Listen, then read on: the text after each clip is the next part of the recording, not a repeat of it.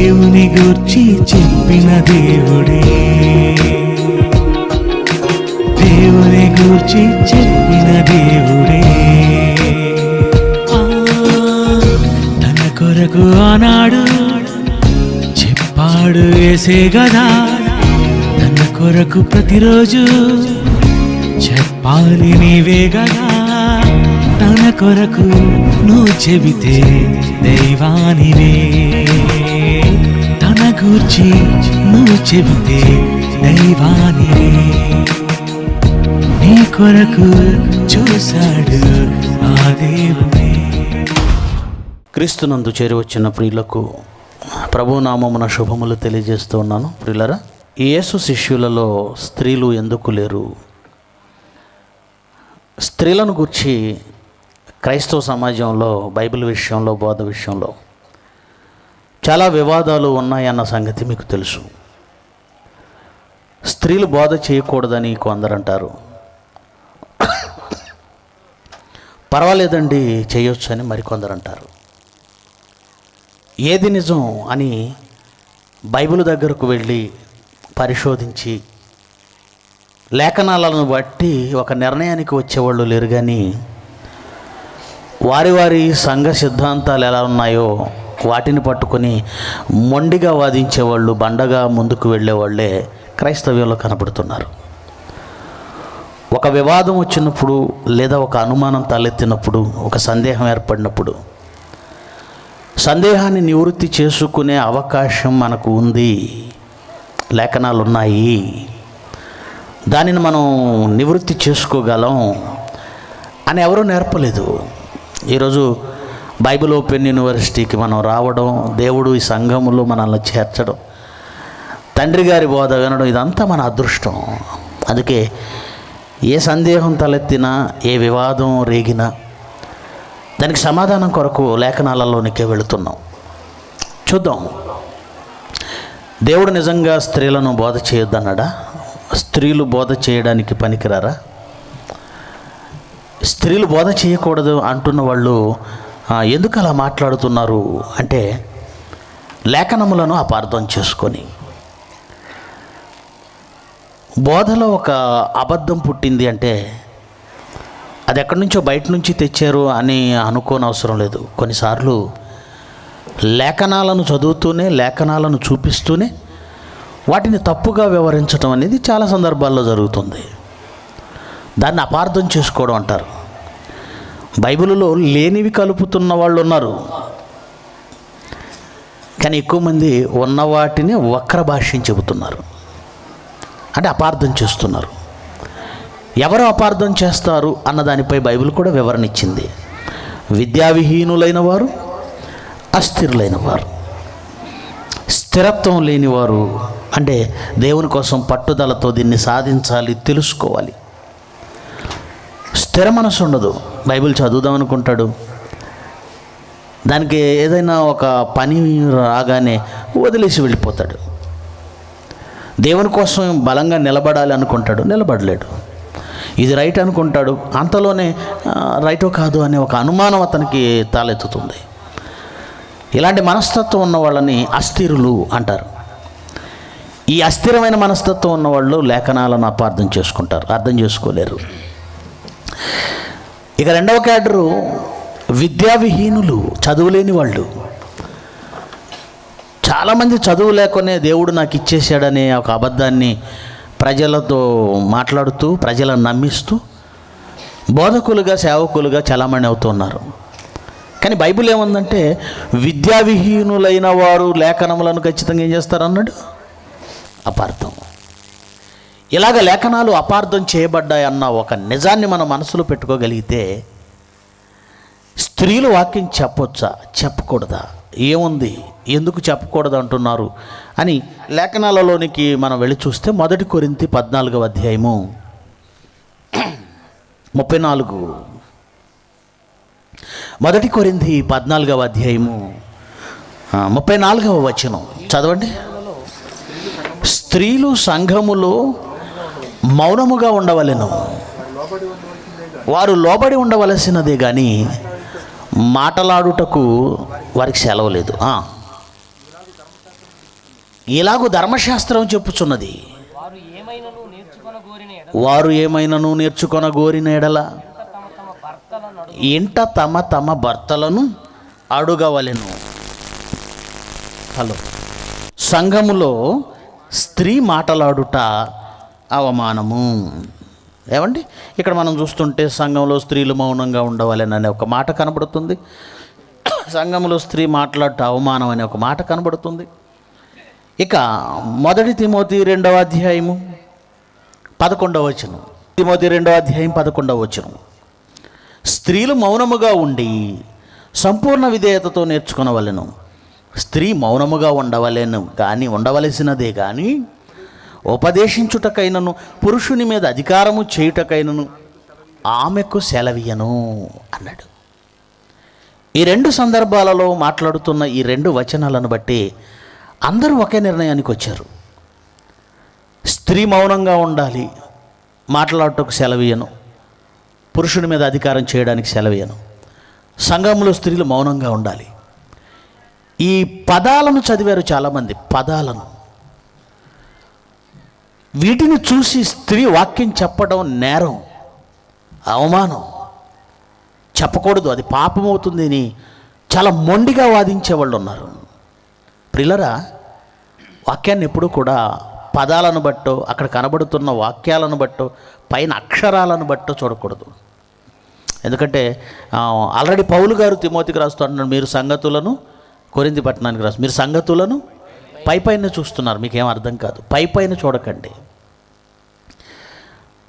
ఏదో ఇక్కడ చదువుకొని స్త్రీ వాక్యం చెప్పడం నేరం, స్త్రీ వాక్యం చెప్పడం పాపమవుతుంది అని దాని ముందు వెనక ఏం జరిగిందో సందర్భం ఏంటో తెలియకుండా మనం ఒక నిర్ణయానికి వచ్చి దాన్నే ప్రజల మధ్యకు తీసుకువెళ్ళి ప్రజల మనసుల్లో దాన్ని రుద్దేసి స్త్రీలందరినీ వాక్యం చెప్పకుండా మౌనంగా ఉంచేస్తే అది పాపం అని మనం తలస్తే ఇప్పుడు దేవుడు పాపం చేసిన వాడు అవుతాడు. ఎందుకంటే పాత నిబంధనలో స్త్రీలను కూడా ప్రవక్తనులుగా నియమించింది ఎవరు? దేవుడు. పాత నిబంధనలో స్త్రీలు ప్రవక్తలుగా ఉన్నారా లేరా? మిరియాము ఎవరు? మోషే అక్క, ఆమె ప్రవక్త కాదా? దెబోరా, ఆమె ప్రవక్త కాదా? ఏమండి, ఇలాగ బైబిల్లో మనం ఎంతమందిని, హుల్దా, ఆమె ప్రవక్త కాదా? మీరు పాత నిబంధన చదువుతున్నప్పుడు ఎంతోమంది స్త్రీమూర్తులు ప్రవక్తనులుగా ఉండడం అనేది మనం చూస్తున్నాం, లేఖనాలలో చదువుతున్నాం. ఇక కొత్త నిబంధనకు వచ్చేసరికి అన్న ఆమె ఒక ప్రవక్తిని. ఇక ఫిలిప్పు 4 కుమార్తెలు ఎవరట?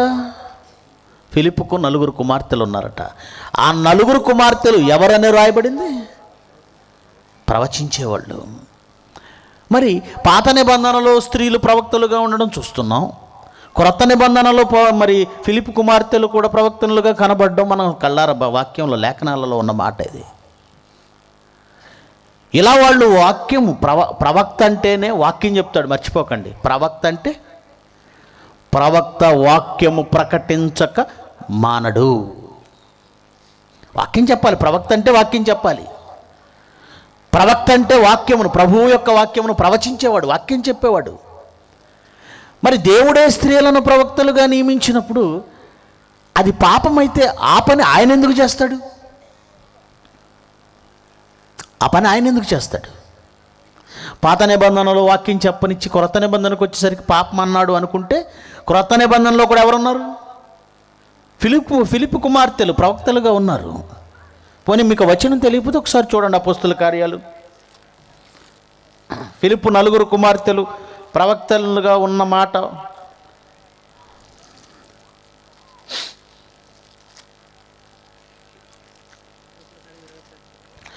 ఏమండి? 21వ అధ్యాయము అపోస్తుల కార్యాలు 9వ వచనం. కన్యకలుగా ఉన్న 4 కుమార్తెలు అతని కుండిరి. వారు ఏం చేస్తుంటారట? ప్రవచించువారు. మరి పాత నిబంధన అండి, అది పాత నిబంధనలో ప్రవక్తనులుగా ఉన్నారంటే పర్వాలేదండి. కొత్త నిబంధనకు వచ్చేసరికి స్త్రీలను ప్రవక్తనులుగా పెట్టలేదండి అని అనడానికి వీలు లేకుండా క్రొత్త నిబంధనలో ఫిలిప్పు కుమార్తెలు ఉన్న నలుగురు కూడా వాక్యం చెప్పేవాళ్ళే, ప్రవచించేవాళ్ళే. అంతేకాదు కీర్తనలో 68వ అధ్యాయంలో స్త్రీలను గురించి ఏమంటున్నాడో ఒకసారి చూడండి. కీర్తనల గ్రంథం కీర్తనల గ్రంథము 68వ అధ్యాయము 11వ వచనం. ప్రభువు మాట సెలవిచ్చుచున్నాడు. ఆయన మాట అంటే వాక్యం, వాక్కు. ఆ వాక్యం 66 పుస్తకాలలో ఉన్నది ప్రభు మాటే. ఆ మాటను ప్రజలు ఆ వాక్యమే ప్రవక్తల దగ్గరకు, నీతిమంతుల దగ్గరకు వస్తే దానిని వాళ్ళు ప్రకటించారు. ప్రభువు మాట సెలవిచ్చుచున్నాడు. ఆ మాటను ప్రకటించు స్త్రీలు గొప్ప సైన్యంగా ఉన్నారు. అంటే పొగుడుతున్నాడా, తిడుతున్నాడా? మీరే చెప్పండి. గొప్ప సైన్యం అన్నాడంటే తిట్టడం లేదు, పొగుడుతున్నాడు.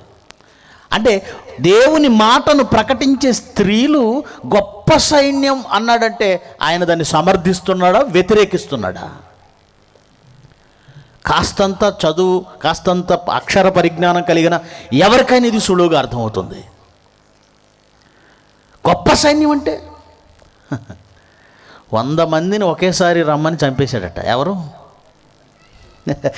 సినిమా కథలు శతద్రువంశం అట.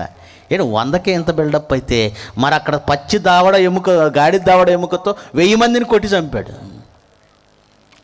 మరి ఆయన ఏమనాలి? ఈయన మగధీరైతే మరి ఆయనే ధీరా.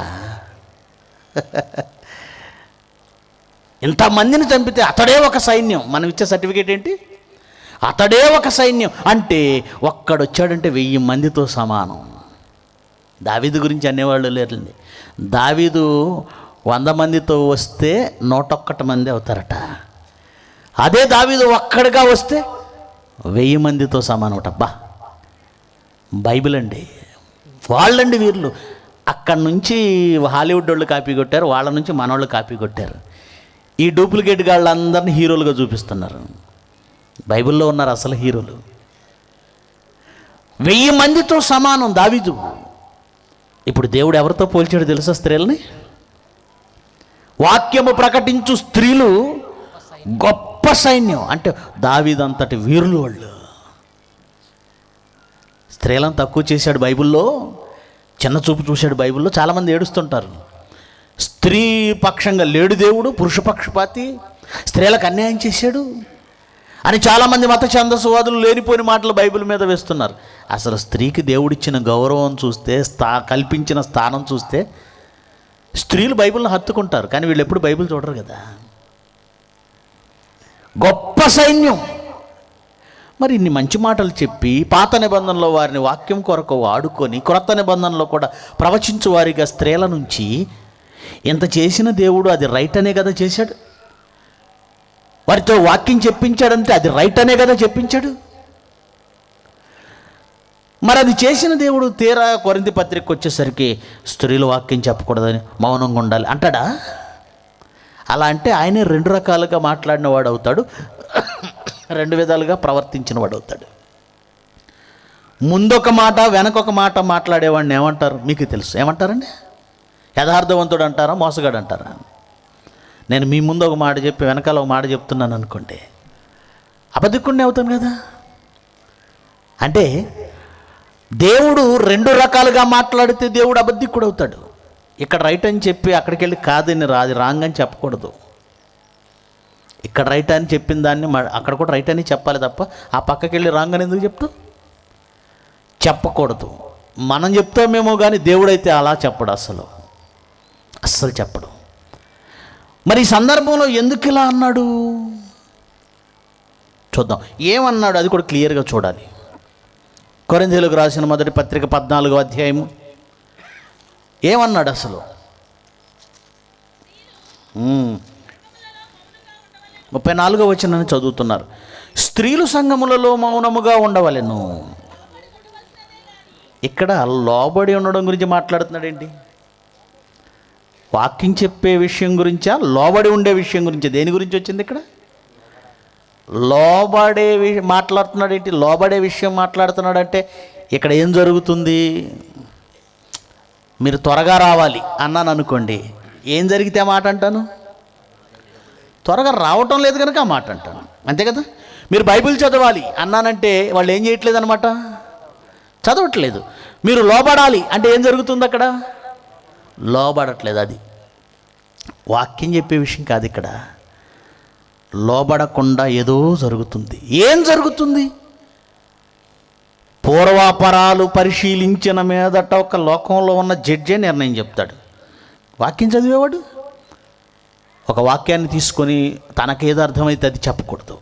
దాని ముందు, దాని వెనుక, ఆ సందర్భం ఇదంతా చూసుకున్న తర్వాత నిర్ణయానికి రావాలి. ఇంతకీ మాట అంటున్నాడంటే స్త్రీలు లోబడకుండా ఏదో చేస్తున్నారు సంఘంలో, దానికోసమే మాట్లాడుతున్నాడు అనమాట. ఇంతకీ ఏం జరుగుతుంది? ఆ పై వచనాన్ని మనం చదవగలిగితే 26వ వచనం, 26వ వచనం, 14వ అధ్యాయం 26, మొదటి కొరింథీ. సహోదరులారా, ఇప్పుడు మీలో ఏమి జరుగుతుంది అన్నాడంటే, ఏమంటే అక్కడ గొడవ చేస్తున్నారు అనుకోండి, ఏం జరుగుతుంది అంటాం కదండి. ఏం జరుగుతుంది? ఏదో జరిగితే కదా మాట అంటారు ఎవరైనా. ఏదో జరిగితే. పౌలు పత్రిక రాస్తూ మీలో ఏం జరుగుతుంది అన్నాడంటే ఏదో పెద్ద ఇష్యూనే. అది పత్రికలోనే ప్రస్తావించాడంటే ఏదో పెద్ద ఇష్యూ జరిగింది అక్కడ. మీలో ఏం జరుగుతుందని ప్రశ్నిస్తున్నాడు పెద్ద ఆయన. మీరు కూడి వచ్చినప్పుడు ఏం జరుగుతుందంటే ఒకడికి ఒక కీర్తన పాడాలని ఉంటుందయ్యా, మరొకడికి బోధించాలని ఉంటుంది, ప్రసంగం చెప్పాలని ఉంటుంది. ఆ రోజుల్లో పరిశుద్ధాత్మ వలన వరములు ఉన్నవి గనక, దర్శనాలు ఉన్నాయి గనక ఆ రోజు వాళ్ళకి కొంతమందికి బయలుపరచబడే సంగతులు ఉంటాయట. బయలుపరచబడినది చెప్పాలనుకుంటాడు ఒకడు వచ్చి. ఇంకొకటికి ఏముంటుంది? భాషలు మాట్లాడాలని ఉంటాడు ఒకడు, మరి ఒకడు దానికి అర్థం చెప్పాలని ఉంటాడు. ఏమండి, ఒక కీర్తన పాడాలని ఒకడు, వాక్యం చెప్పాలని ఒకడు, బయలుపరచబడిని చెప్పాలని ఒకడు, భాషతో మాట్లాడాలని ఒకడు, దానికి నేనే ట్రాన్స్లేట్ చేస్తానని ఒకడు. ఇవన్నీ జరగాలి. సంఘము క్షేమాభివృద్ధి కొరకు ఇవన్నీ జరగనివ్వండి. ఆ రోజు అభివృద్ధి చెందాలి, అది జరగనివ్వండి. అయితే ఇవి జరగాలి, కానీ వీటి గురించి కొట్టుకుంటారు ఎవరైనా? ఇవి జరగవలసి ఉన్నది. తర్వాత భాషతో ఎవడైనా మాట్లాడితే, ఇద్దరు అవసరమైన ఎడల ముగ్గురు వంతులు చొప్పున మాట్లాడవలను. భాష మాట్లాడితే ఇద్దరు లేదా ముగ్గురు. మరి సంఘంలో ఇదేంటి? గొర్రెల మందలాగా బ్యా బ్యా బ్యా గబగబా గబగబా. భాష మాట్లాడితే ఎంతమంది మాట్లాడాలి? సంఘం అంతా అరుస్తున్నప్పుడు ఆపి మీరు వెళ్ళి చెప్పండి, ఇద్దరు ముగ్గురు మాట్లాడమంటే ఇగో ఈ మంద ఏంటని. భాషతో ఎవడైనా మాట్లాడేది ఇద్దరు ముగ్గురు.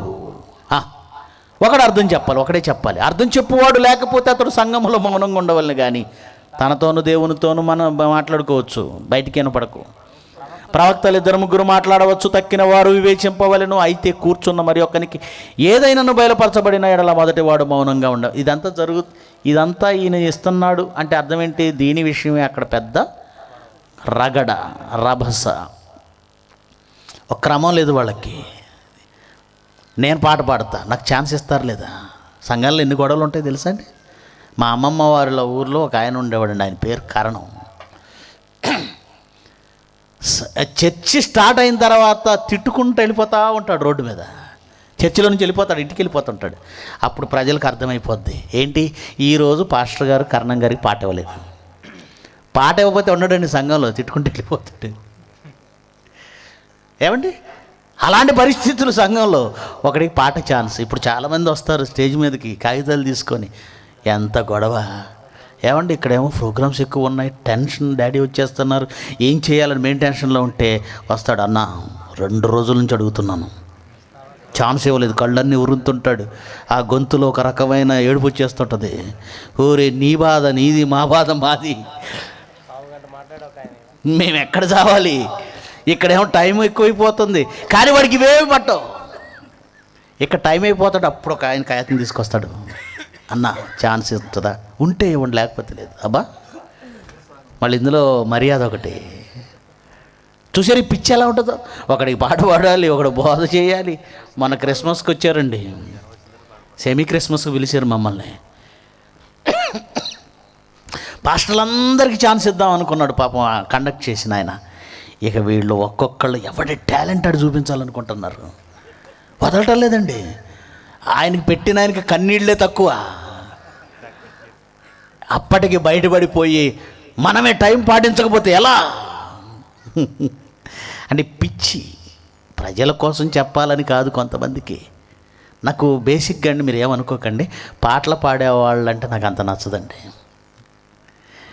అందరి గురించి అంటం లేదు. వీళ్ళు ఎందుకంటే దేవుణ్ణి మహిమపరచడం అటు ఉంచి వాళ్ళ మహిమను చూసుకుంటారు. పాట ఛాన్స్ వచ్చిందా ఎరగదీస్తారు. వెళ్ళేటప్పుడు అందరూ బా అమ్మ భలే పాడేవరా, అబ్బా సిస్టర్ సూపర్, బ్రదర్ సూపర్ అంటుంటే పైకి కొంచెం సౌండ్ సిస్టమ్ బాగాలేదు కానీ అంటాడు.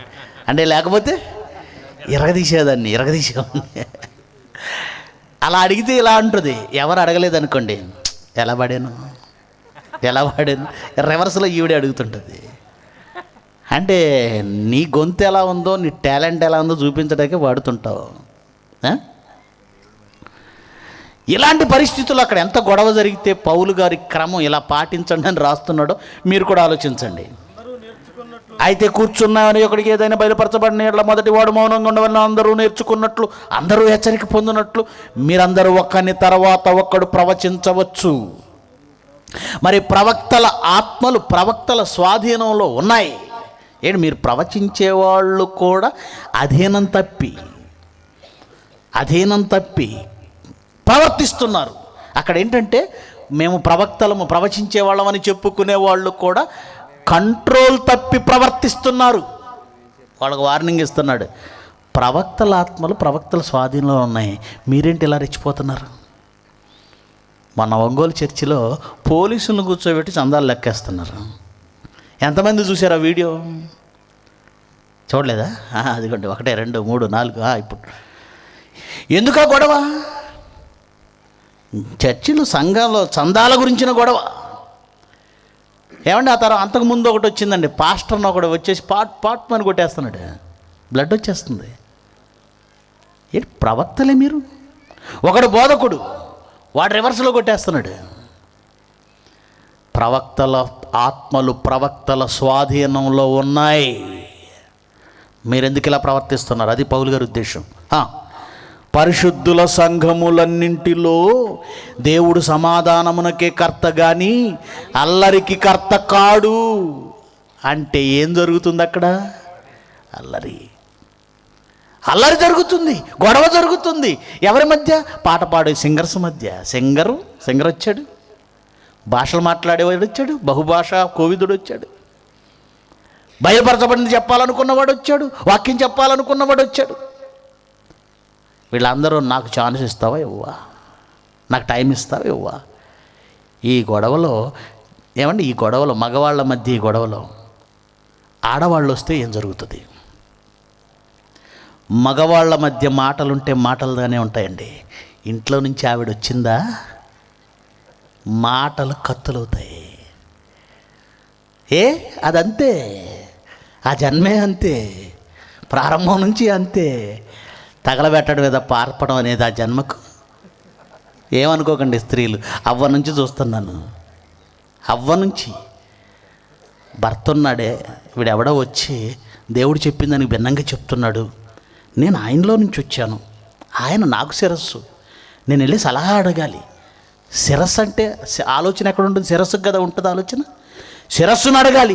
ఏమీ లేకుండా నిర్ణయం తీసుకుంది, మొత్తాన్ని లోకాన్ని తగలబెట్టలేదా? అంత ఓవర్ ఫాస్ట్ చేరా ఉంది. దేవుడు చెప్పాడా మీదికి సంవత్సర కాలానికి నీకు బిడ్డనిస్తాను. ఆగిందా ఈలోపు? హాగర్ని తీసుకెళ్ళింది. ఈరోజు ప్రపంచంలో ఉగ్రవాదానికి కారణం ఆవిడే. గనుక పురుషుల మధ్య మాటల యుద్ధం జరుగుతున్నప్పుడు మాటలుగానే ఉంటాయేమో, అందులో స్త్రీ ప్రవేశించిందా కత్తుల వరకు వెళ్ళిపోతాయి. ఒక ప్రక్క పురుషుల మధ్య గొడవ జరుగుతుంది. అమ్మా తల్లులారా స్త్రీలారా మీకు నమస్కారం. స్త్రీలు మాట్లాడకండి. ఎప్పుడు గొడవ జరుగుతుందా? ఆ సందర్భంలో పురుషుల మధ్య వివాదం తలెత్తిందా? మీరు మౌనంగా ఉండండి. ఎందుకంటే మౌనంగా ఉండండి అని అన్నాడంటే వీళ్ళు సామాన్యులు కాదు, వీళ్ళు కూడా గొడవలోకి వెళ్ళిపోయి కల్పించుకొని మరి భర్తకే ఛాన్స్ రాలేదు. భర్త పక్షాన భార్య వెళ్ళిందనమాట. మా ఆయన పాట పాడతానంటే ఛాన్స్ ఇవ్వరా? అసలు ఎంత చేసామో తెలుసా మేము? అసలు ఎంత చేసామో తెలుసా? అంటే మేము చేసినవన్నీ వదిలేస్తారా? ఇదేనా? ఈ సంఘంలో మాకు గుర్తింపు లేదు. అదిగో ఆ కులపోళకు ఉంది, ఈ కులపోళకు లేదు. మనమంతా ఇంకో కులం, మనమంతా ఒక కులం కదా, పక్కకి వెళదాం. ఈ దరిద్రం లేదా సంఘాల్లో? ఉందా లేదా? మన గుర్తింపు లేదు. ఏమో ఈ మధ్యకాలంలో మనవాళ్ళ మధ్య కూడా ఇవి వస్తున్నాయని నాకు తెలుస్తుంది. కులం గురించి కాకపోయినా మాకు గుర్తింపు లేదు. పరువు పోద్దని చెప్తున్నాను ఇప్పుడే అని. ఆల్రెడీ వచ్చిందని నాకు తెలుసు. చాలామంది కొత్త వాళ్ళు వచ్చారు. ఈయన చెప్పుకుంటే పరువు పోద్దని నేను అంటాను, నువ్వు చెప్పి. చూసారా?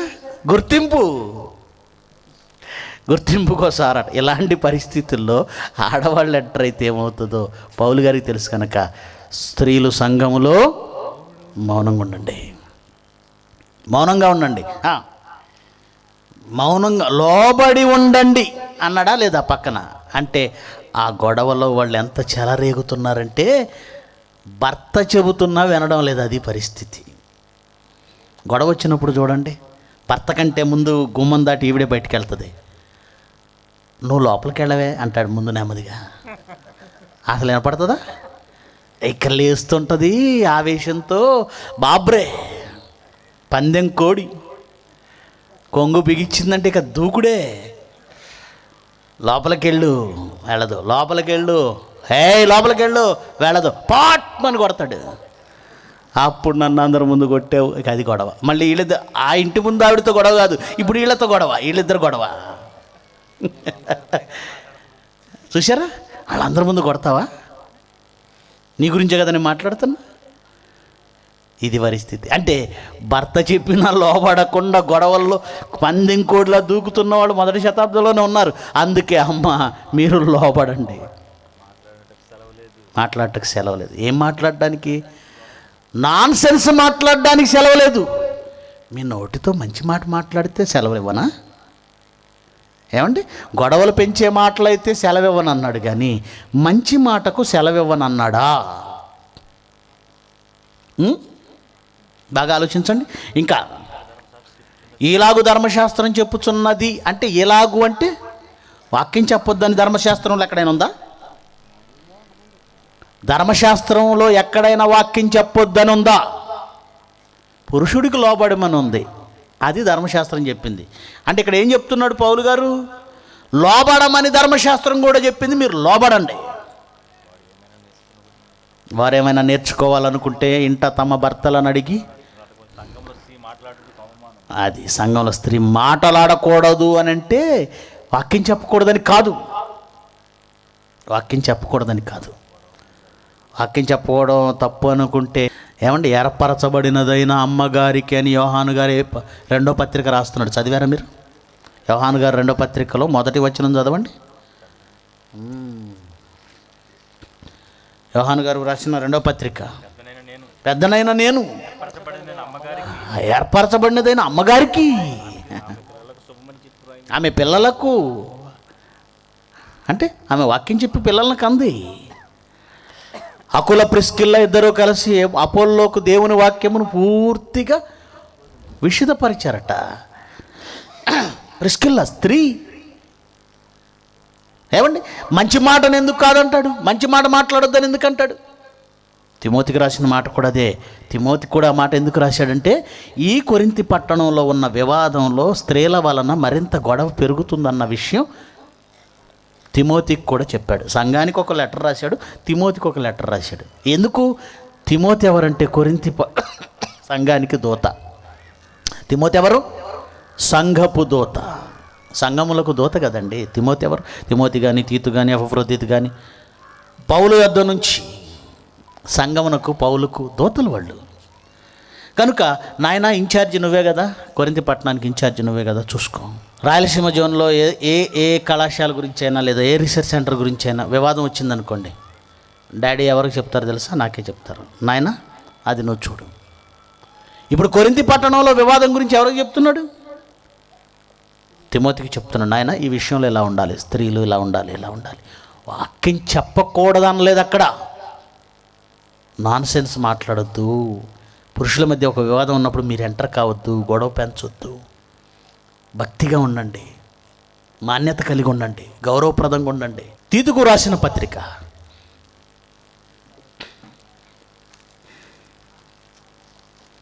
తీతుకు రాసిన పత్రిక 2వ అధ్యాయము. తీతుకు రాసిన పత్రిక 2వ అధ్యాయం 3-5 వచనాల మధ్య ఉన్న భాగాన్ని చదవండి. అలాగుననే వృద్ధ స్త్రీలు కొండెగత్తెలను, మిగ్గుల మద్యపానాసక్తులను కాక ప్రవర్తన యందు భక్తి గలవారు ఉండాలి. దేవుని వాక్యం దూషింపబడకుండానట్లు యవన స్త్రీలు భర్తలకు లోబడి ఉండి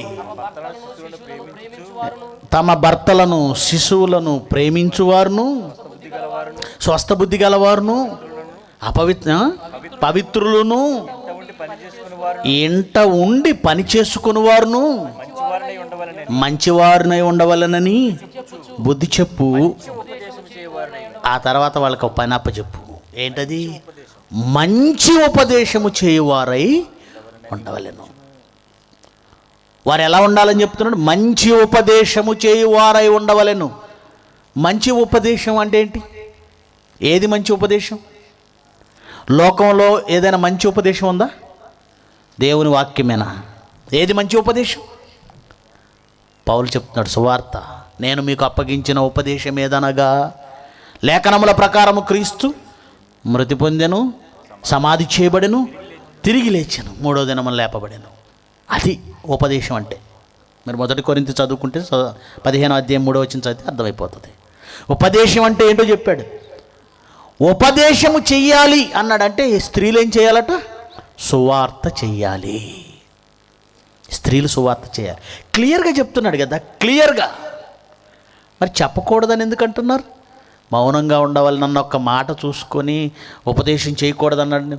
ఉపదేశించుటకు సెలవీయను అన్నాడు అంటున్నారే. మరి ఇక్కడేమన్నాడు? మంచి ఉపదేశము చెయ్యవలెను. మరి అక్కడే ఉపదేశం వద్దన్నాడు. ఏమండి మీకు తెలియదు, ఊరుకోండి. ఏం చేయాలో నేను చెప్తారండి. ఇది కొంతమంది భర్తలకు, కొంతమంది భార్యలు చేసే ఉపదేశం.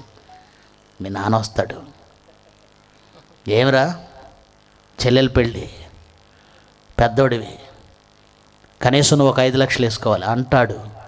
నేనే అప్పుల్లో ఉన్నానని చెప్పు. మాట జారావా? దీన్ని ఏమంటారు? ఉపదేశం చేస్తుంది. ఎవరు?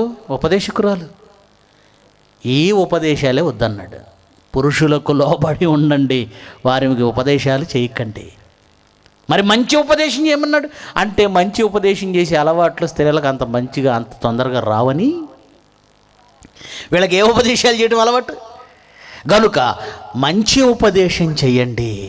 గొడవలలో వీళ్ళకి వాళ్ళకి చెవులో ఏదో ఊది గొడవలు పెట్టకండి. సందర్భం అర్థమైందా? స్త్రీలు మౌనంగా ఉండమని ఎందుకన్నాడు? అర్థమైందా? వాక్యం చెప్పొద్దని ఆయన ఎందుకంటాడు? మంచి మాట చెప్పొద్దని ఆయన ఎందుకంటాడండి? సామరాయి స్త్రీని చూడండి. యేసుక్రీస్తుతో మాట్లాడిన తర్వాత మొదట ప్రవక్త అని గ్రహించింది. కొద్ది నిమిషాలలోనే ఈయన మెస్సయ్య అని గ్రహించింది. అంతే, పరిగెత్తింది ఊర్లోకి. ఎవరి గురించి చెప్పి తీసుకొచ్చిందండి ఊరందరినీ? ఎవరి గురించి చెప్పింది? ఆయన గురించే. ఆయన గురించి చెప్పడం అంటే ఏం చెప్పడం? సువార్త చెప్పడం కదా. యేసుక్రీస్తు గురించి చెప్పడం అంటే సువార్త చెప్పడం. ఆమె ఊరందరినీ తీసుకొస్తే ఇప్పుడు యేసుప్రభువు అన్నాడు, ఏమన్నాడు? అమ్మా, ఎంత పని చేశావు, నువ్వు చెప్పకూడదు నా గురించి, నువ్వు చేసింది తప్పు అన్నాడండి. ఆయన గురించి స్త్రీ చెప్పితే ఊరంతా వచ్చేసిందండి. నాకు ఇక్కడ ఒకటి అనిపించింది, పురుషులు చెప్పిన అంత పవర్ఫుల్గా ఉండదేమో కానీ స్త్రీ చెబితే అంత పవర్ఫుల్గా ఉంటుంది. ఊరంతా వచ్చిందా లేదా? ఊరంతా ఇది గ్రహించి, అంటే పురుషుడి కంటే స్త్రీ చాలా అందంగా బాగా చెప్పగలదు. ఇది గ్రహించారండి. అందుకే ఏ రిసెప్షన్లో చూసినా, ఏ స్కూల్స్లో చూసినా ఎక్కువ ప్రయారిటీ ఎవరికి ఇస్తారు చెప్పండి? స్త్రీలకి. అంటే వీళ్ళు బాగా చెప్పగలరా? ఎందుకు చెప్పలేరు? బాగా చెప్తారు, బాగా చెప్తారు. మరి టీవీ యాంకర్లు అందరు ఎవరు? స్త్రీలే. వీళ్ళు బాగా చెప్పగలరా? ఎందుకు చెప్పలేరు? ఆ సుమాను చూడండి, యాంకర్ సుమా బాగా చెప్పగలరు. ఇలా బాగా మాట్లాడగలిగిన వారిని వాక్యం విషయంలో ఆపేశారా? నాయన ఏదో అయింది చూడు. ఇలా బాగా మాట్లాడగలిగిన వారిని వాక్యం చెప్పకూడదు అని ఆపేశారా? తిట్టే నోరు తిరిగే కాలు ఊరుకోదని మీరు వాక్యం దగ్గర ఆపేశారా? ఈ నోటి నుండి ఏమొస్తాయి తెలుసా? ముసలమ్మ ముచ్చట్లు, కొంపలు కూల్చే మాటలు, గొడవలు. గనుక అన్నెసెసరీ మాట్లాడకుండా ఉండాలంటే, వీళ్ళ నోరు వ్యర్థమైనది మాట్లాడకూడదంటే వీళ్ళ నోటి నిండా మీరు పని పెట్టాలి. ఏ పని పెట్టాలి? ఉపదేశించే. అమ్మ వంట అయిపోయిందా? 4 ఆడోళ్ళు కూర్చొని ఆ మంచం వేసుకొని చెత్త మాట్లాడకండి. పల్లెటూరులో చూస్తానండి, పిల్లల్ని పంపిస్తారు, భర్తలను పంపిస్తారు, ఆ తర్వాత ప్లేట్లో అన్నం పెట్టుకొని మంచం వేసుకొని కూర్చోడు. ఈలోగా వెనక నుంచి ఒక అక్క, వదినా పని అయిందా? అయ్యింది, నీకోసమే చూస్తున్నా. ఈలోగా ఎదురింటి నుంచి, వెనకింటి నుంచి, పక్కింటి నుంచి 4 కూర్చుంటారు. ఇక ఈ పరిస్థితి చూడండి. మొన్న అది అక్కడ నేను అనుకున్నాను, మొన్నే డౌట్ వచ్చింది. భోజనం పెట్టుకొని గంట అయింది, ప్లేట్లో అయిపోయింది. ఈ ప్లేట్ ఇలా ఉంది, చెయ్యి ఎలా ఉంది, చెయ్యి గడగలేదు, ప్లేటు గడగలేదు, ఎండిపోతుంది. సబ్జెక్ట్ ఇంట్రెస్ట్గా ఉంది. ఈలో కొంతమంది ఆ ప్లేట్ని మంచం కింద వస్తారు, ఈ చెయ్యి ఇలా పెట్టుకుంటారు. ఈలోగా కుక్క వచ్చి ప్లేట్ నాకుతుంటుంది,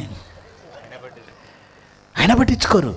ఇలా 10ంటికి కూర్చున్న ఈ ముచ్చట మళ్ళీ 1 గంట వరకు. అప్పుడు తిన్నది అరిగిపోయి ఆకలి అవుతుంటే గుర్తొస్తుంది, వదిన ఇప్పుడే వస్తూ ఉండని అదే ప్లేట్ తీసుకెళ్ళి కడుక్కొని మళ్ళీ ప్లేట్లో వేసుకొని మళ్ళీ వచ్చి కూర్చొని మొదలు పెడతారు మెల్లిగా. ఇంకే 4 అయ్యేసరికి పంపు నీళ్ళు వస్తుంటాయి. అప్పుడు వదిన నీళ్ళు పట్టుకొని ప్రాబ్లం. 10ంటికి వచ్చింది, ఎన్నింటికి వెళ్ళింది? ఏంటి ముచ్చట్లు? ఆవిడ గురించి, ఈయన గురించి, ఆయన గురించి, ఆవిడ గురించి. నువ్వు వాక్యం వద్దన్నావు కనుక వీళ్ళు ఇవే చేస్తారు. ఏమండి, బాగుంది, క్లియర్గా ఉంది, మాకు అర్థమైంది. మరి వాక్యము చెప్పొచ్చు స్త్రీలని మీరు చెప్తున్నారు. స్త్రీలు వాక్యం చెప్పే అవకాశం ఉంటే యేసుక్రీస్తు శిష్యుల్లో స్త్రీలు ఎందుకు లేరు? అదే మన టైటిల్.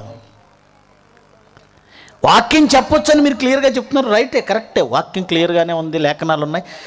అలా అయితే 12 మందిని అపోస్తలుని యేసుక్రీస్తు పురుషుల్ని ఎందుకు నియమించాడు, స్త్రీలను ఎందుకు నియమించలేదు? అది కదా మీ డౌట్. అది చాలామంది ఎక్స్ప్రెస్ చేస్తారు. దానికి సమాధానం ఏమండి, అపోస్తలులు అంటే చిన్నవాళ్ళు కాదండి. యేసుక్రీస్తు బాధ్యతను ప్రపంచానికి తీసుకువెళ్ళవలసిన వాళ్ళంటే ఎంత సమర్థత ఉండాలి, ఎంత టాలెంట్ ఉండాలి. ఆలోచించండి. పౌలు గారే తిమోతితో అంటాడు, ఈ వాక్యాన్ని ఎవరికి అప్పచెప్పమన్నాడు? ఈ ఉపదేశాన్ని నమ్మకము ప్లస్ సామర్థ్యం, నమ్మకము ప్లస్ సామర్థ్యం.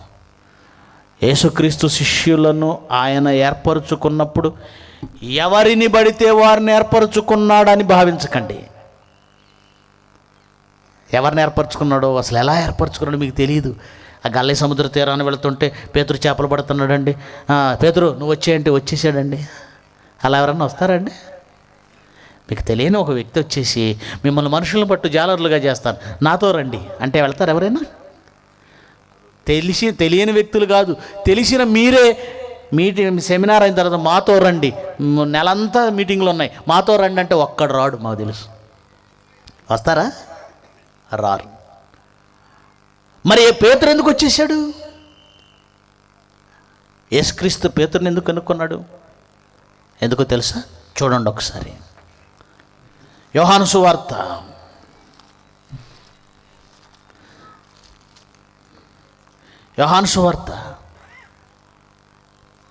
44 నుంచి చదువుదాం, 45 నుంచి చదువుదాం. 1వ అధ్యాయం, క్షమించండి, 1వ అధ్యాయం యోహాను సువార్త 1వ అధ్యాయం 45వ వచనం నుంచి. ఫిలిప్పు నతనీయులను కనుగొని, జాగ్రత్తగా చదవాలి పార్ట్ని, మనం ఏదో ఓవర్లుక్లో చదువుతూ వెళ్ళిపోతాం. ఫిలిప్పు నతనీయులను కనుగొని ధర్మశాస్త్రంలో మోషేయు ప్రవక్తలు ఎవరిని గూర్చి వ్రాసిరో ఆయనను కనుగొన్నాం. ఏం చెప్తున్నాడండి ఫిలిప్పు? యేసుక్రీస్తు శిష్యుడు అండి. చదవండి మళ్ళీ ఒకసారి. ఫిలిప్పు నతనీయులను కనుగొని ధర్మశాస్త్రంలో మోషేయు ప్రవక్తలు ఎవరిని గూర్చి వ్రాసిరో ఆయనను కనుగొన్నాం. ఏమండి, వాళ్ళు ఏం చెప్తున్నారు జాగ్రత్తగా చూస్తే? చాలామంది యేసుక్రీస్తు శిష్యుల గురించి ఏమంటే వాళ్ళు విద్య లేని పామరులండి. శాస్త్రులు పరిశీలన అన్నారు వాళ్ళని, ఆ మాట, వాళ్ళు విద్య లేని పామరులని. బొత్తిగా ఏమీ విద్య రాదు, అక్షర జ్ఞానం లేని వాళ్ళే వాళ్ళు అనుకోకండి. వాళ్ళు ఏమంటున్నారంటే మోషేయు ప్రవక్తలు ఎవరిని గూర్చి వ్రాసిరో అంటే వాళ్ళు చదువుతున్నారా లేదా? ధర్మశాస్త్రం చదివారు. కేవలం చదవటం కాదండి, ఎవని గురించి వ్రాసారో క్లియర్గా అర్థమవుతుంది. ప్లస్ ఆయన కనుగొన్నాం. ఏం చేశారట వాళ్ళు? కనుగొన్నారు అంటే వాళ్ళు రీసెర్చ్లో ఉన్నారు. శాస్త్రవేత్తలు అంటారండి, పలానా దాన్ని మేము కనుగొన్నాం అంటారు. వి డిస్కవర్డ్ సంథింగ్ అంటారు. మేము కనుగొన్నాం. ఒక విషయాన్ని కనుగొన్నారు అంటే దాని వెనక ఏం జరుగుతుందో తెలుసా? పరిశోధన ఉంటుంది. కొన్ని సంవత్సరాలు పరిశోధించిన తర్వాత మేము దీన్ని కనుగొన్నాం అంటే యేసుక్రీస్తు శిష్యులుగా ఏర్పరచుకున్న వాళ్ళు ఎలాంటి వాళ్ళు అంటే లేఖనాలను చదివి వదిలేలేదండి. అందులో ఉన్న మెస్సయ్య ఏ కాలములో వస్తాడో, ఆ ఆత్మ ఏ కాలమును ఎట్టి కాలమును సూచించుచున్నదో పరిశోధన చేసిన వాళ్ళు, వారి పరిశోధన ప్రకారం ఆ ప్రభువు ఈ కాలంలో రావాలి అనే ఒక నమ్మకం వాళ్ళకి అర్థమైపోయి వచ్చిన వాళ్ళల్లో ఎవరు క్రీస్తు, ఎవరు మెస్సయ్య అని వాళ్ళు పరిశోధిస్తున్నారు. అదండి వాళ్ళ అర్హత. అంటే సామాన్యులు కాదండి. పేతురు కానీ, యోహాను కానీ, యాకోబు కానీ, ఫిలిప్పు కానీ వీళ్ళెవరు సామాన్యులు కాదు, పరిశోధనలో ఉన్నారు. ఎవరై ఉంటారు? ఇంతకంటే అర్హత ఏం కావాలి చెప్పండి? ఇంతకంటే అర్హత లేఖనాలను అర్థం చేసుకొని, ఆయన రావాల్సిన కాలాన్ని అర్థం చేసుకొని, ఆయన ఎవరో పరిశోధిస్తూ వెళ్ళి ఆయన్ని పసిగట్టారు. మేము కనుక్కున్నాం. అలా కనుగొన్న తర్వాతే వాళ్ళ దగ్గరికి వెళ్ళాడు. పేతురు, నువ్వు నాతో రా. ఎందుకు వెళ్ళిపోయాడు? వాళ్ళు కనుక్కున్నారు ఆల్రెడీ ఆయనే అని. ఆయన ఇప్పుడు పిలుస్తున్నాడు, అంతే వదిలేసి పరిగెత్తారు. ప్రభువా నేను పాపిని, ఈయన దగ్గర ఎందుకని అలా మాట? ఈయన ఎవరని అంటున్నాడు? ఈయనే మెస్సయ్య అన్న నిజాన్ని పరిశోధన ద్వారా కనుగొన్నారంటే ఆ రోజు ధర్మశాస్త్రం చేతిలో ఉన్న ప్రధాన యాజకులు, పరిసయ్యులు ఆయన ఏమన్నారు? నువ్వా క్రీస్తువా? చంపేస్తాం ఆ మాట అంటే అన్నారు. వీళ్ళు ఏం చేశారు? పరిశోధించి ఆయనే అని కనిపెట్టారు. నిత్యము లేఖనములను చదువుతున్న క్రీస్తు ఎవరో కనిపెట్టలేని వాళ్ళు గొప్పవాళ్ళ? చేపలు పట్టుకుంటున్న వాళ్ళైనా లేఖనాలను, ధర్మశాస్త్రాన్ని చదివి పరిశోధన చేసి ఆయనే క్రీస్తు అని కనిపెట్టిన వీళ్ళు గొప్పవాళ్ళ? మీరే చెప్పండి. ఒక ఉద్యోగానికి, ఒక వ్యక్తికి ఒక ఉద్యోగం ఇవ్వాలంటే అర్హత, క్వాలిఫికేషన్. టీచర్ క్వాలిఫికేషన్ ఉంటుంది. రోడ్డు మీద పోయేవాడిని తీసుకొచ్చి టీచర్గా పెట్టరు కదా. పోలీసు రోడ్డు మీద పోయేవాడిని తీసుకొచ్చి పోలీసుని చేయరు కదా. రోడ్డు మీద పోయే ప్రతి వాడిని తీసుకొచ్చి కలెక్టర్ని చేయరు కదా. తన తర్వాత తన బాధ్యత, పరలోకమందున్న బాధ్యతను, తండ్రి అప్పగించిన బాధ్యతను సమాజంలో నడిపించడానికి ఆయన ఎవరిని ఎన్నుకున్నాడు తెలుసా? లేఖనములు ఎరిగి పరిశోధనాత్మకంగా తనను తెలుసుకొని తండ్రి పని మీద ఆసక్తి కలిగిన ఆ క్యారెక్టర్ ఉన్న వాళ్ళనే తీసుకున్నాడు. పేతురు గారు వచ్చే అనగానే వెళ్ళిపోయారు. అప్పటికే పేతురుకు పెళ్ళయిందా? పెళ్ళి కాలేదా? అయిందా? అయింది. పిల్లలు ఉన్నారా? ఉన్నారు. తండ్రులు ఉన్నారు? తండ్రి ఉన్నాడా? ఉన్నారు. ఏమండి, మీ కుటుంబాన్ని, మీ పోషణను, మీ భార్య పిల్లలను పోషించడం ఇవన్నీ వదిలేసి మాతో సువార్తకు వచ్చేయండి అంటే మీలో ఎవరైనా రాగలరా? సెమినార్కే రాలేదు చాలామంది. జాబ్ పోతుందేమని భయం. మరి పేతురు, నేను వదిలేసి వస్తున్నాను, ఈయనతో తిరిగితే ఏదో నాకు టైంకి ఏదో ముద్ద పెడతాడు, కానీ నా భార్య పిల్లలను వదిలేసి వస్తున్నాను, తండ్రిని కుటుంబాన్ని వదిలేసి వస్తున్నాను, వాళ్ళ పోషణ ఎలా అని ఆలోచించాడండి. అంటే వాళ్ళు ఎలాంటి వాళ్ళు అంటే దానిని కూడా అధిగమించిన గొప్పవాళ్ళు. ఇంకా చెప్పాలంటే వాళ్ళ భార్యలను ఎంత కంట్రోల్గా పెంచారో, వాళ్ళని ఎంత వాక్యంతో పెంచారో. ఒక భార్య ఒప్పుకుంది, పేతురు గారి భార్య, యోహాను గారి భార్య, యాకోబు గారి భార్య, మీరు వెళ్ళండి, అంతటి మహనీయుడు పిలుస్తుంది, మీరు వెళ్ళండి, మా తిప్పలేదు, మేము పడతాం. ఏదో మీలాగా మీటింగ్కి వచ్చేసి సాయంత్రానికి ఇంటికి వెళ్ళే ప్రోగ్రాం కాదండి. నన్ను వెంబడించండి అంటే సాయంత్రానికి ఇంటికి వెళ్ళిపోతారనుకోకండి. 3.5 సంవత్సరాలలో 3 సార్లు ఆయన ఇంటికి వెళ్ళారు లేదు తెలియదు. నెలలు ఆయనతో పాటు వెళ్ళిపోవడమే ప్రయాణమే కదండి. అంటే దానికి వాళ్ళు ఒప్పుకున్నారంటే వీళ్ళు ఎంత భక్తిగా ఉంటే వాళ్ళ భార్యలు వాళ్ళను అలాగ ఒప్పుకున్నారు. మీరు ఆలోచించండి, మీ భార్యలు మిమ్మల్ని ఒప్పుకోవట్లేదంటే లోపం చెప్పనా? ఏమండి మా ఆవిడ ఎందుకోనండి నా వాక్యాన్ని అంగీకరించట్లేదు, నా మాట వెంటనే చాలామంది కంప్లైంట్ చేస్తారు. దానికి లోపం నీదే.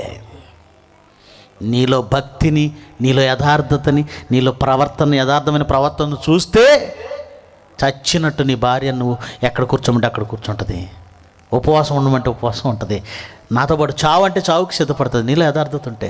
అలాగే సేమ్ భార్యలు కూడా, నీ భర్త నీ మాట ఎప్పుడు వింటాడు? అది గనుక పేతురు గారు వెళ్ళిపోతానంటే, యాకోబు గారు వెళ్ళిపోతానంటే, యోహాను గారు వెళ్ళిపోతానంటే వాళ్ళ భార్యలు మాట్లాడలేదంటే వారెవరో తెలుసా? విశ్వాసురాలైన భార్య అన్నాడు పౌలు గారు. పేతురు గారి భార్యనేమన్నాడు అంటే భార్యలను కూడా విశ్వాసంలో పెంచిన సమర్థుడు ఎవరు? పేతురు. అపోస్తలుగా ఎవరో రోడ్డు మీద పోయి ప్రతి వాడిని సెలెక్ట్ చేశాడు అనుకోకండి. క్వాలిఫికేషన్. ఇప్పుడు చెప్పండి, క్వాలిఫికేషన్స్ ఉన్న వాళ్ళని సెలెక్ట్ చేశాడు. ఆ రోజు అంత క్వాలిఫికేషన్ స్త్రీలకు ఉంటే సెలెక్ట్ చేసేవాడు. ఉందంటారు ఆ రోజు వాళ్ళకి? లేదు. ఉండుంటే సెలెక్ట్ చేసేవాడు. లేదు. ఇంకో కారణం చెప్పనా? స్త్రీలను ఎందుకు సెలెక్ట్ చేయలేదు ఇంకో కారణం చెప్పనా? పౌలు గారు కానీ, క్షమించండి, పేతురు గారు కానీ, యోహాను కానీ, యాకోబు కానీ వీళ్ళందరూ పురుషుల్ని యేసుక్రీస్తు వెంట తీసుకుని వెళ్ళాడు. పగలంతా సువార్త చేసేవాళ్ళు. రాత్రి వెళ్ళి ఎక్కడండి పడుకోవాలి వీళ్ళు? కొండల మీద. ఏమండి? కొండల మీద, అరణ్యాల్లో, తోటల్లో, తర్వాత సముద్రపు ఒడ్డున. అంతే కదండి. మగవాళ్ళు కనుక ఎక్కడైనా అడ్జస్ట్ అయిపోయారు, ఎక్కడైనా రెస్ట్ తీసుకున్నారు. అదే ఆడపిల్లల్ని తీసుకెళ్తే, ఆడవాళ్ళని తీసుకెళ్తే, సెమినార్కే చాలామంది ఆడవాళ్ళని తీసుకొని రాలేదు, పురుష పొంగవులు. ఎందుకు? వాళ్ళతో తలనొప్పి ఎందుకు? పడుకోవడానికి ప్లేస్ లేకపోతే మమ్మల్ని తింటారు. ఏమండి ఇక్కడ తీసుకొచ్చారు, ఇక్కడ బాత్రూమ్ సరిగ్గా లేదు, బట్టలు ఉతుక్కోవడానికి లేదు, గొడవ గొడవ గొడవ గొడవ గొడవ. అందుకని కొంతమంది స్త్రీలనే వదిలేసి వచ్చారు. అంటే సమస్య మీకు అర్థమైంది కదా. వాళ్ళతో అన్ని చోట్లకి వెళ్ళలేము. మరి యేసుక్రీస్తు పడుకున్నది ఎక్కడ? కొండల మీద, ఏమంటే తోటల్లో, ఏమంటే సముద్రపు ఒడ్డున. పురుషులు గనక ఇబ్బంది లేదు, వాళ్ళు ఎక్కడైనా ఎలా అయినా పడుకుంటారు. అదే ఆడపిల్లలైతే ఇబ్బందే కదా. అందుకే ఆయన ఆ రోజు స్త్రీలను తన శిష్యులుగా చేసుకోలేదు. అంతేగాని వాళ్ళకు వాక్యం చెప్పే అర్హత లేదని కాదు, వాళ్ళు వాక్యం చెప్పకూడదు అని కాదు. అర్థమైందా? కనుక ప్రవక్తలు ఉన్నారు, ప్రవచించిన వారు ఉన్నారు, వాక్యం చెప్పిన వారు ఉన్నారు, వారిని గొప్ప సైన్యం అన్నాడు. ఈరోజు మీరు కూడా వాక్యం చెప్పాలి. ఇందులో స్త్రీ అని లేదు, పురుషుడని లేదు, యూదుడని లేదు, గ్రీసు దేశస్థుడని లేదు. కనుక యేసు శిష్యుల్లో స్త్రీలు ఎందుకు లేరు? ఆయన ఏర్పరచుకున్న కాలంలో ఆయనకు కావలసిన క్వాలిఫికేషన్ పురుషుల్లోనే అందరికీ లేదు, కొందరికి ఉంది. 11వ వాడిగా 12వ వాడిగా ఇస్కరియోతు యోధ స్థానంలో ఒకరిని తీసుకురావడానికే క్వాలిఫికేషన్ అవసరమైంది. ఆ రోజు స్త్రీలకు ఆ క్వాలిఫికేషన్స్ ఉంటే మేబీ వాడుకునేవాడేమో. అయినా ఇంకో సమస్య ఉంది. ఆయన ఎక్కడికి వెళితే అక్కడికి ఆయనతో పాటు వెళ్ళడానికి లేదు. ఒకడు వచ్చేసాడు, ప్రభువా నువ్వు ఎక్కడికి వెళ్ళినా నేను వస్తానన్నాడు. నక్కలకు బొరియలు ఉన్నవి, ఆకాశ పక్షులకు గూళ్ళు ఉన్నవి, మనిషి కుమారుడు తలవాల్చుకుంటకు. అలా స్త్రీలను శిష్యులుగా తీసుకెళ్ళకపోతేనే మగ్దలేని మరిని పెళ్లి చేసుకున్నాడని ఒక రూమర్ కట్టారు ఆయనకి. ఇంకా వీళ్ళని శిష్యులుగా చేసుకొని తీసుకెళ్తే ఇంకేమన్నా ఉందా? యేసుప్రభుని ఏం చేసేవాళ్ళు? బహుభార్య దేవుడు, ఆయన పక్కన బహుభార్యల దేవుడు అని యేసుప్రభుని కూడా వేసేవాళ్ళు. కనుక యేసుక్రీస్తు శిష్యులలో స్త్రీలను ఎందుకు తీసుకెళ్ళలేదంటే అది సమస్య.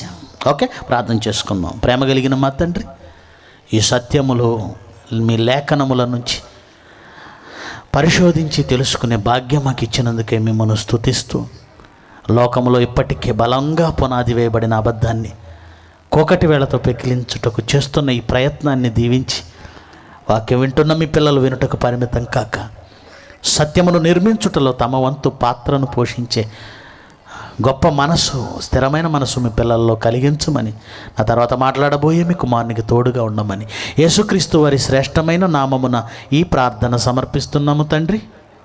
ఆమెన్.